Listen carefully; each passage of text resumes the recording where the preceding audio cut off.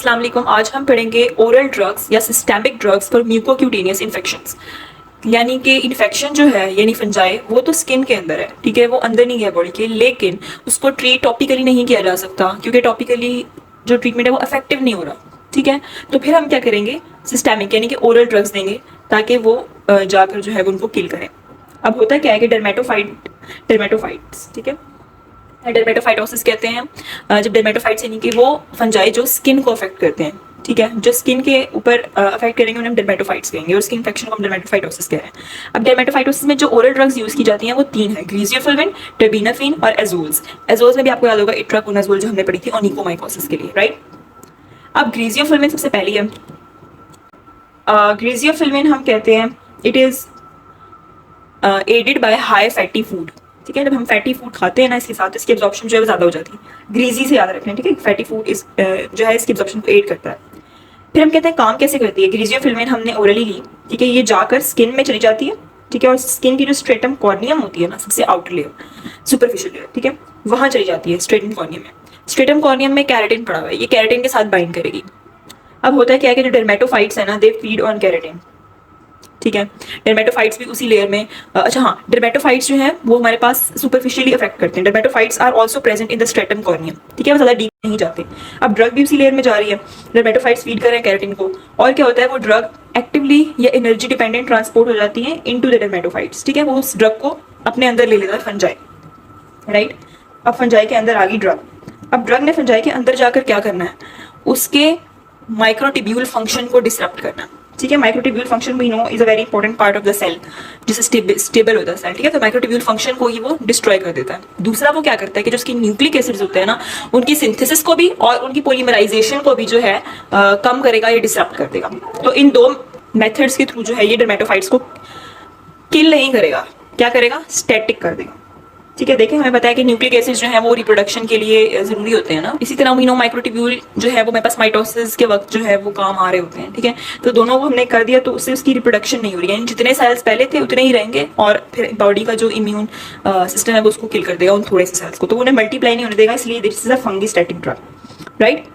सो पीछे जो हमने ड्रग्स पढ़ी थी वो सारी फंगिसाइडल थी और ये फंगिस्टैटिक होता है।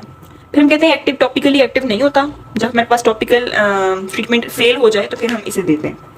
पोस्ट के पेशेंट्स में नहीं देते क्योंकि ये कॉज कर सकता है हमारे पास photosensitivity, right, photosensitivity, और इसके अलावा डाइसल्फिराम लाइक रिएक्शंस भी जो है ये कॉज करता है। सेकंड जो है हमारे पास टेर्बेनाफिन एंड एक्टिविन, both are similar drugs, fungicidal होती हैं ये, यानी ये फंजाई को किल करेंगी। इनका मैकेनिज्म ऑफ एक्शन क्या होता है कि नॉर्मली क्या होता है, स्क्वेलिन को स्क्वेलिन ऑक्सीडेज एंजाइम जो स्क्वेलिन एपॉक्साइड में कन्वर्ट कर रहा होता है और स्क्वेलिन एपॉक्साइड लेनोस्टिरोल में कन्वर्ट होता है जो कि आगे जाके एर्गोस्टिरोल में कन्वर्ट होता है। एजोल्स का हमने पढ़ा था कि वो उस स्टेप को इनहिबिट कर रहे थे, ठीक है। लेकिन जो टेर्बेनाफिन है वो स्क्वेलिन एपॉक्सीडेज एंजाइम को इनहिबिट करती है, जिसकी वजह से स्क्वेलिन जो है स्क्वेलिन एपॉक्साइड में कन्वर्ट नहीं हो पाता। अब इससे दो तरह के काम होंगे, एक क्या होगा कि स्क्वेलिन के जो लेवल्स हैं वो टॉक्सिक हद तक जो है वो ज्यादा एक्यूमुलेट हो जाएंगे फंजाई के अंदर, और दूसरा हम कह रहे हैं उसकी एर्गोस्टिरोल कम हो जाएगी सिंथेसिस, जिसकी वजह से एर्गोस्टिरोल सेल मेम्ब्रेन की स्टेबिलिटी को अफेक्ट करेगा, ठीक है। तो ये दो तरह से जो है ये फंजाई को अफेक्ट कर रहा है। फिर हम कहते हैं कि ये भी ग्रेजियोफिल्विन की तरह कैरेटिन में जाके एक्यूमुलेट होगा।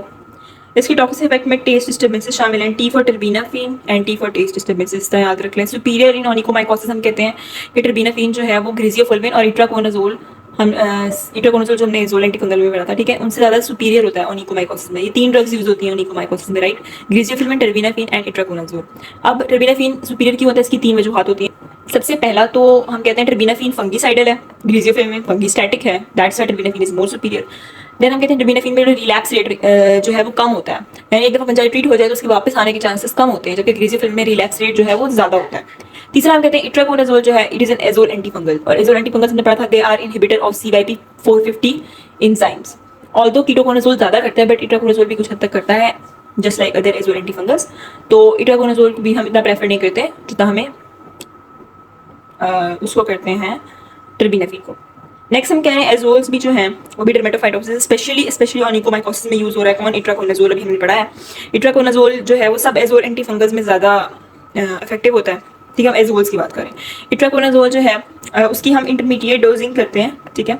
इंटरमीडिएट डोजिंग क्यों का मतलब ये है कि 1 हफ्ते दवाई देंगे, 3 हफ्ते नहीं देंगे, फिर 1 हफ्ते दवाई देंगे, फिर 3 हफ्ते नहीं देंगे, क्योंकि जो टर्बिनाफिन इट्राकोनाजोल एक दफ़ा दे दी तो वो नेल्स में मंथ्स तक परसिस्ट करती है। अब इसका फ़ायदा भी ये होता है कि एक तो टॉक्सिसिटी कम हो गई क्योंकि हम कम अमाउंट में दे रहे हैं ड्रग, और दूसरा हम कह रहे हैं कॉस्ट इफेक्टिव भी होता है। So that was it for today, thank you so much.